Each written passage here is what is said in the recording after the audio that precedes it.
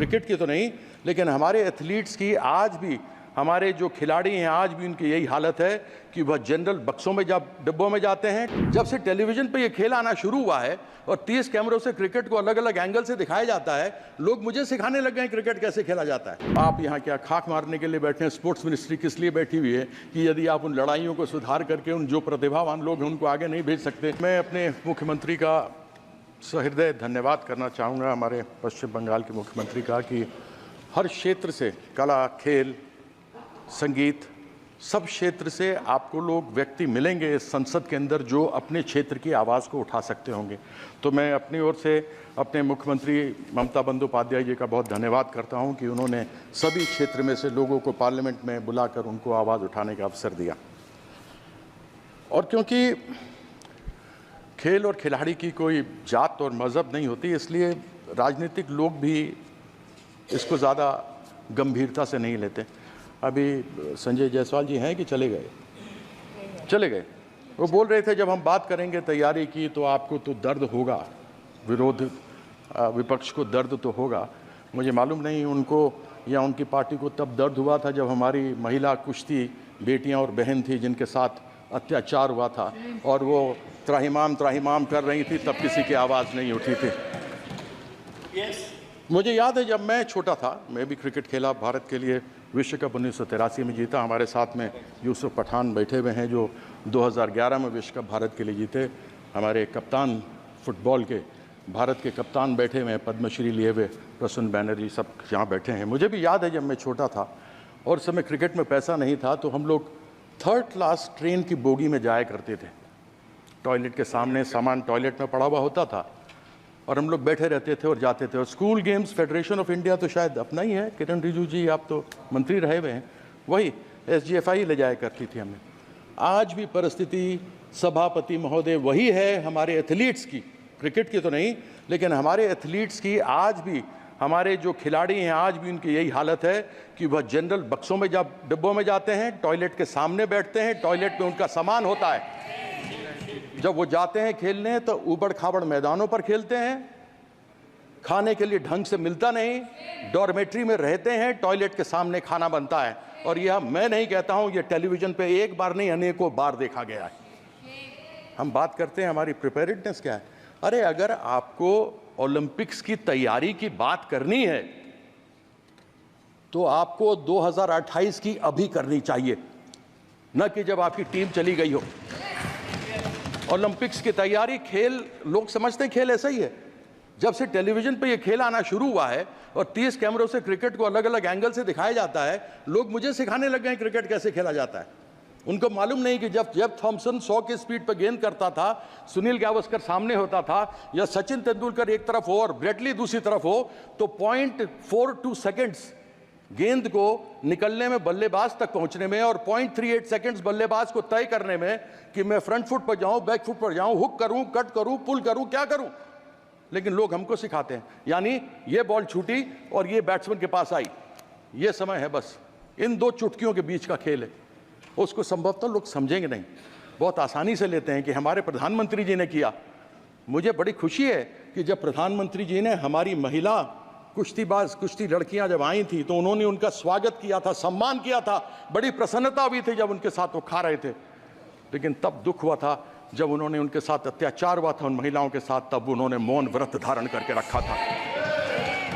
अगर अपनी महिलाओं को एक तरफ बोलते हैं बेटी बचाओ बेटी पढ़ाओ, अगर हम अपनी बेटियों को जो बाहर से स्वर्ण पदक लेकर आते हो, दूसरे पदक लेकर आते हो, अगर हम उनको नहीं अपनी तरफ से, यह सदन के लिए शर्म की बात है कि यदि हम उनको अपनी तरफ से संरक्षण नहीं दे सकते तो बड़ी खेद की बात है। आज बात करते हैं कि हमने नीरज चोपड़ा को भेजा। मैं ये जानना चाहता हूं कि जब तक नीरज चोपड़ा ने स्वर्ण पदक नहीं जीता था भाला फेंकने में, जावलिन में, तब तक उसके लिए सरकार ने क्या किया था। अभिनव बिंद्रा जिसने पहला स्वर्ण पदक जीता शूटिंग के अंदर, उसके पहले, शूटिंग के पहले जब किया था तो सरकार ने उसके लिए क्या किया था, या उसके एसोसिएशन फेडरेशन ने क्या किया था। मैं जानना चाहता हूं कर्नल मलेश्वरी जिसका नाम हटा दिया गया था टीम के ऊपर से, उस समय मैं पहली बार संसद 1999 बनकर इस पार्लियामेंट में आया था, 2002 या 2004 की दो की बात है, जब उनको निकाल दिया गया था। जब वो वापस आई और उन्होंने उस समय कांस्य पदक जीता था तो बड़ी प्रसन्नता हुई थी, किसी ने नाम नहीं सुना था, उनको खूब अलग अलग उनको उपहार मिले थे। मैं ये जानना चाहता हूँ सरकार से कि ओलंपिक्स में, एशियन गेम्स में, वर्ल्ड चैंपियनशिप्स में भेजने से पहले आप उनके लिए क्या करते हैं?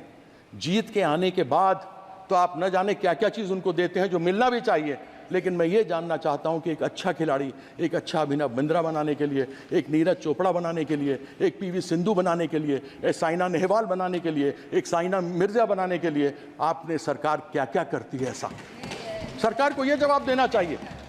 कौन सी प्रिपेयर्डनेस? आज एक बार कोई व्यक्ति, कोई लड़का या लड़की, हमारे देश की बेटी या बेटा अच्छा करके बाहर से आता है तो आप सब कुछ देने को तैयार हो जाते हैं, लेकिन कैसे वो अच्छा बनकर आगे बढ़े उसके लिए क्या करते हैं? साई में स्पोर्ट्स अथॉरिटी ऑफ इंडिया, भारतीय खेल प्राधिकरण, कहाँ है कोचेस, कहाँ है प्रशिक्षक? आज खेलो इंडिया आपने शुरू किया, बड़ी प्रसन्नता की बात है, जो भी आए वो खेल सकता है, लेकिन क्या जो भी आए खेल सकता है? उसमें से प्रतिभा एकलव्य की तलाश कौन करेगा? उसके लिए कोई व्यवस्था है क्या?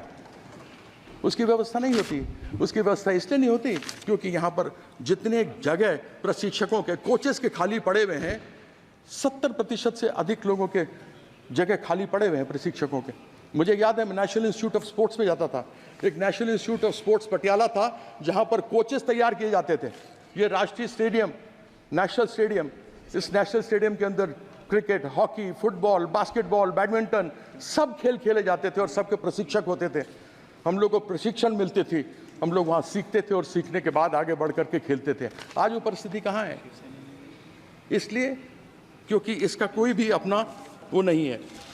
मैं अधिक बातों को न रखते हुए अपनी बात को यहाँ पर समाप्त करता हूँ। मैं अभी एक रिजिजू जी ने कहा कि खेल संघ वाले हैं सभापति महोदय कि वो आपस में चुनाव लड़ते हैं तो उनकी आपस में लड़ाई तो होगी, तो आप यहाँ क्या खाक मारने के लिए बैठे हैं? स्पोर्ट्स मिनिस्ट्री किस लिए बैठी हुई है कि यदि आप उन लड़ाइयों को सुधार करके उन जो प्रतिभावान लोग हैं उनको आगे नहीं भेज सकते तो फिर आपका फ़ायदा क्या है? तो ऐसी बातें कहते हुए ज़रा आदमी को सोच लेना चाहिए। ये खेल, याद रखिएगा, हर एक व्यक्ति में एक खिलाड़ी रहा है। बचपन से जब बड़े हुए हैं ना तो कोई ना कोई हमने खेल खेला है, चाहे गुल्ली डंडा खेला है, चाहे खो खो खेला है, चाहे हॉकी खेला है, हमने कोई ना कोई खेल खेला है। हम सबों के अंदर एक खिलाड़ी का दिल होता है और एक खिलाड़ी के दिल में ये बात होती है कि वो खिलाड़ी खेल और खेल की भावना को साथ में रखता है, जात और मजहब की बात नहीं करता। और ये लोग बेटी बचाने वाली बात करेंगे, जिन्होंने सीता माँ का आज तक कोई भी सम्मान नहीं किया, जो कभी सीताराम नहीं बोलते, वो बेटी का सम्मान करेंगे, ऐसी अपेक्षा तो मैं इनसे रखता नहीं। तो मैं आशा करता हूँ कि इसी अगले सत्र में 2028 में ओलंपिक में क्या करेंगे उसकी तैयारी के बारे में यहाँ करके बताएंगे, तब मैं समझूंगा। हालांकि तब तक ये रहेंगे नहीं रहेंगे, दुनिया जानती है कि इनका हालत तो अभी साथ में देखें, लल्लन जी बैठे हुए साथ में, डिमांड कर दिया इन्होंने, वो जो नाम सब आ रहे हैं ना दुकान के बाहर लिखने का, डिमांड चालू कर दिया कि हटा उसको। नमस्कार, मैं हूं मानक गुप्ता। अगर आपको हमारा ये वीडियो पसंद आया हो तो इसे लाइक और शेयर जरूर करें, और हाँ, हमें सब्सक्राइब और फॉलो करना ना भूलें ताकि आप देश और दुनिया की कोई खबर मिस ना करें। तो जुड़े रहिए हमारे साथ और देखते रहिए न्यूज़ 24।